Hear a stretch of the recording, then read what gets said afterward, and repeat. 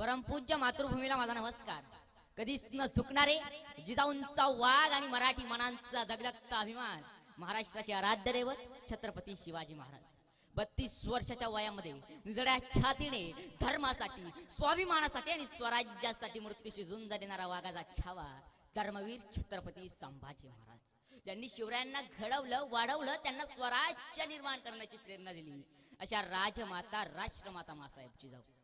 मला संविधान लिहिताना जास्त कष्ट घ्यावे लागले नाही, कारण माझ्या डोळ्यासमोर छत्रपती शिवाजी महाराजांचं स्वराज्य उभं होतं. असे म्हणणारे भारतीय राज्यघटनेचे शिल्पकार भारतरत्न डॉक्टर बाबासाहेब आंबेडकर, स्त्री शिक्षण उद्धारते महात्मा ज्योतिबा फुले आणि सावित्रीबाई फुले या सर्व आणि अशा अनेक महामानवांना वंदन करून आणि त्यांनी केलेल्या महान कार्याला वंदन करून मी कुमार सम्यक गजानन जाधव आपल्या समोर माझ्या राजाबद्दल माझे काही विचार मांडणार आहे. त्यासाठी तुम्ही मला शांततेने सहकार्य कराल अशी मी आशा बाळगतो. महाराज गणपती, भूपती, प्रजापती, सुवर्ण रत्न श्रीपती, अष्टवेदान जागृत, न्यायलंकार मंडित, शस्त्र सुशास्त्र पारंगत, राजनीती धुरंदर, पौड प्रताप पुरंदर, क्षत्रिय कुळावतंस, राजाधिराज, श्री श्री श्री श्रीमंत छत्रपती शिवाजी महाराज के. महाराज छत्रपती शिवाजी महाराजांचं नाव ऐकल्यावरती आमचं रक्त सलसलतं. महाराजांचं नाव ऐकल्यावरती जगण्याची प्रेरणा मनामध्ये निर्माण होते. छत्रपती शिवाजी महाराज म्हटलं की काहीतरी करण्याची जिद्द दौरामध्ये बाळगते.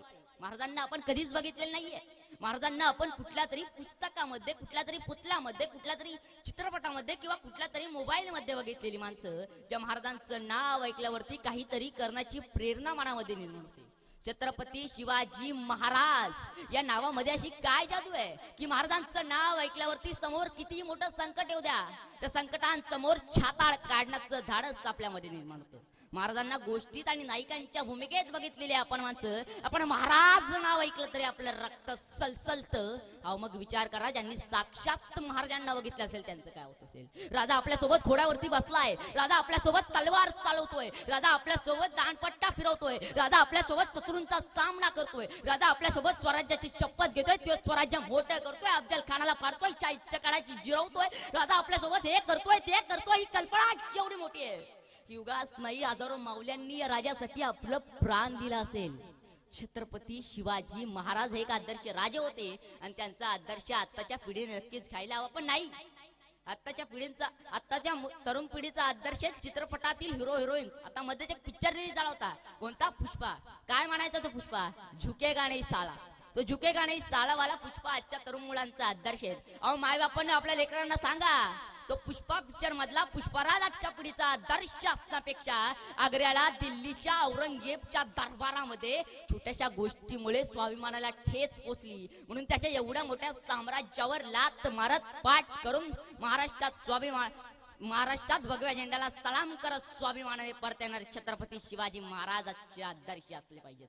ज्या राजाबद्दल मी तुमच्यासोबत इतका संवाद साधतोय, त्या राजाने फक्त स्वराज्याच उभं केलं नव्हतं, तर त्या स्वराज्याच्या घोडदौडीत चांगली माणसं सुद्धा कमवली होती आणि ती माणसं राजांवरती जीवापाड प्रेम करायची आणि त्यांच्यासाठी मरायला सुद्धा तयार व्हायची. त्यामुळे मला राजांचा आणि त्यांच्या सवंगड्यांचा एक संवाद आठवलाय, तो मी तुमच्यासोबत मांडू इच्छितो. राजा एकदा शिवाला म्हणाले, शिवा, अरे शिवा, आम्ही ऐकून येत तू आमच्यासारखाच दिसतोस. शिवा, मला बघायचंय तू आमच्यासारखा कसा दिसतोस. शिवा म्हणाला, आलोच की मी राज.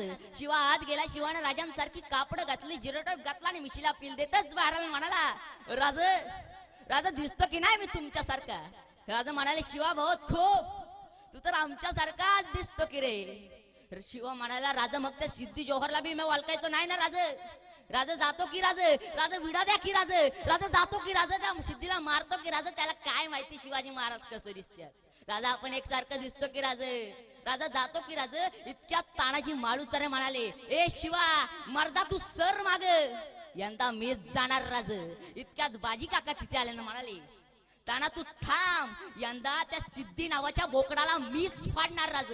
अहो जगाच्या पाठीवरती पहिला असा राजा होऊन गेला की त्याच्या प्रेमापोटी माणसं मरण्यासाठी स्पर्धा करायची, आणि तो काळ होता छत्रपती शिवाजी महाराजांचा काळ.